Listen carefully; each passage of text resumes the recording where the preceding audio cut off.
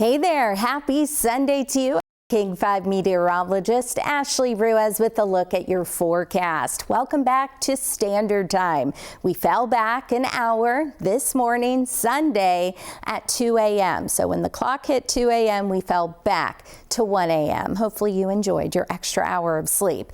If you were wondering, we're going to have sunsets now before 5 o'clock until the end of January. But once we get past the winter solstice, we're going to start to gain daylight again, especially by the end of January, getting closer to the spring equinox, which is in March. We're going to rapidly gain daylight once again. But until then, the big dark is here. So we're drier today. Tomorrow, rain will begin to return, but you'll notice it more by Wednesday. That's when things turn pretty soggy. But let's talk about those sunset times, and then we'll get to the forecast. So our earliest sunset time comes December 7th through December 13th, and that's 4:17. But then the solstice hits our sunset at 4:20, and then March 8th, when we start daylight saving. It's going to be the first day with our sunsets after 7 o'clock. So it's coming, just a couple of more months that we have to endure the shorter days and then the really early sunsets and the later sunrises. So let's talk about what's to come as we head into the work week and coming off of Halloween weekend. Tomorrow, we're going to have showers generally to the south of Seattle and then some mountain snow. Watch what happens as we head into Tuesday and into Wednesday. We're going to get a system, a low spinning offshore, and that's going to send some more rounds of rain to the forecast again Tuesday night and into Wednesday across the area. And then rain should taper off sometime into Thursday before we get another round of rain. Thursday, eventually into Friday, rain may taper off, but it's still going to be an unsettled week up ahead. And it's going to be beneficial rain helping us get out of the drought situation. Each week we'll see some improvements, at least for now, as it looks like we're going to be in a more active weather pattern with more rain in the forecast. We are in the wet season after all. So today, for Sunday, we'll have a couple of showers mainly to the north. Partly sunny, partly cloudy, whatever you want to call it. We're going to have sun, we're going to have clouds, a couple of showers mainly over the Strait, the islands, and then our north interior areas. Monday, we'll have some showers moving in. By Tuesday, during the day, we're mostly dry, but then we'll get rain moving in late, as I showed you. And then you see over the weekend or the middle half of the week into the weekend, we'll have temperatures in the 50s and then rain at times with breezy conditions. Here's a look around Washington this morning. You see the sun peeking through atop Hurricane Ridge, and we have a nice little dusting of snow, more clouds closer to the coast, but the sun is also reflecting off of the waves there. And then up at Paradise, you can see a winter wonderland. The mountain is out as of 9:30 or so, but barely. You only see the top of the mountain. We had some ongoing convergence zone activity this morning. It was tapering off, and we had some falling snow at Stevens Pass. This is what I was talking about with some showers generally to the north with a variably cloudy sky.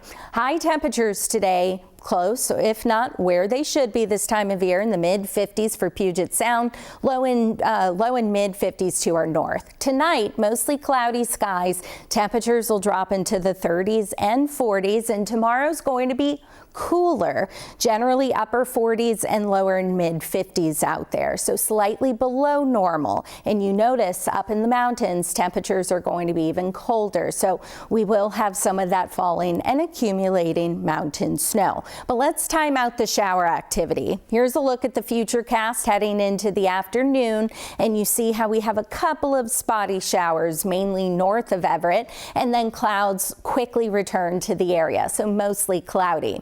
Then we get into Monday morning, and I mentioned that most of the precipitation will fall generally to the south. And what I mean by that is from Everett southward, but you see it's not widespread heavy rain, but up in the mountains, we have that falling snow. It's more so going to be in the first half of the day, tapering off to maybe scattered showers. And then by Tuesday, a couple of more mountain showers, maybe a few mountain showers, mountain snow showers as well. But then we get into Wednesday as we get that first wave of rain Tuesday night and into Wednesday morning. Through Tuesday night, rain totals look to be on the low side. Definitely nothing like what we saw the last couple of days. If anything, about 1/10 of an inch for most, at least in Puget Sound, with higher rain totals focused over the mountains. But our snow levels are still going to be at that 5,000 range. But by Wednesday, with warmer and moist air moving in, snow levels come up to about 7,000 feet. And they stay a little elevated with the first system and then falling close to pass level by Friday and Saturday, but still about 4,500 feet. Through Monday into Tuesday night, pretty similar as I showed you on the estimated rain totals, a couple of inches at Stevens, maybe Snoqualmie Pass, but with a lot of the precipitation falling more so during the day with temperatures above freezing. May not see much, but a couple of inches, especially south, the southern portion of the Cascades in Washington. You see Paradise, White Pass, because that's where the bulk of the moisture will be, at least for Monday and into Tuesday. But then we'll have better chances for snow in the higher elevations with that next system Tuesday night and into Wednesday.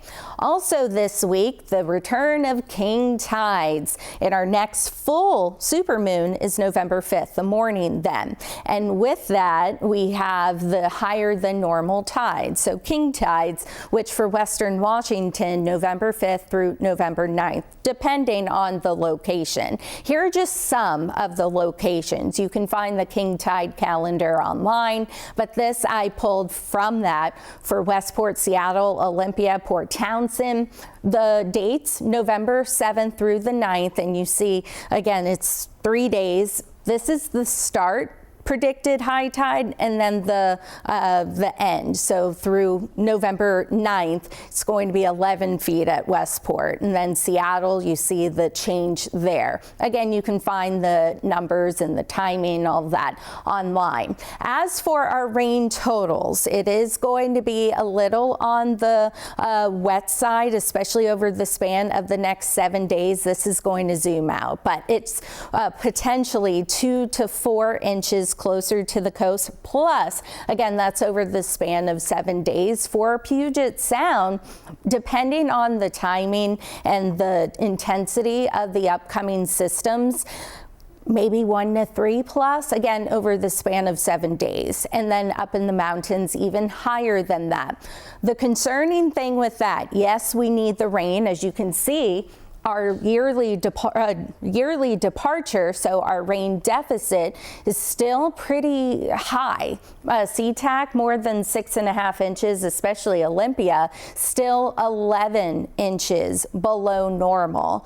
But with it, if it comes all at once, that could lead to some more issues. But if it's spread out over a couple of days, then this would be beneficial. But something else we have to watch out for is some more of those river rises. We had some of our rivers, Snohomish and then the Skykomish and so on and so forth, at that action stage, but they crested this morning, and they'll start to come down again. But going forward with more rain, we'll have to watch for them to come up again to at least action stage, potentially later in the week. By Friday, I was looking at the river forecast, and this changes, of course, daily, several times a day, but it's looking like they could crest again by Friday, again, depending on the timing of the next systems. But looking beyond the 7-day forecast through the middle half of the month, the Climate Prediction Center is saying above normal precip is expected or possible for Washington. And so it's going to be a soggy weather pattern, but it's also looking like it's going to be near, if not above normal in terms of our temperatures as well. So we don't see any frigid temperatures in the forecast, at least not for the next 10 days or so. And you can see that just here. An average this time of year right now is 55. So you see it's not extremely above normal, but with with the warmer temperatures, that means we'll have some snow melt and then likely some rain in the mountains. We'll have to watch for that falling as runoff, and then the river rises, as I mentioned. But all in all, just keep that rain gear with you each and every day and just have it just in case. But once again, on Monday, showers are really going to be more focused to the south, but still we'll have showers nonetheless. Most of our Tuesday we're dry. It's Tuesday night and into Wednesday when we'll get that next best chance for rain. And remember, you can always find the latest forecast on air, online, King 5 Plus, our YouTube page as well. Meteorologist Leah Pizzetti will be in this evening to give you another extended look at the forecast to get you ready for the new work week.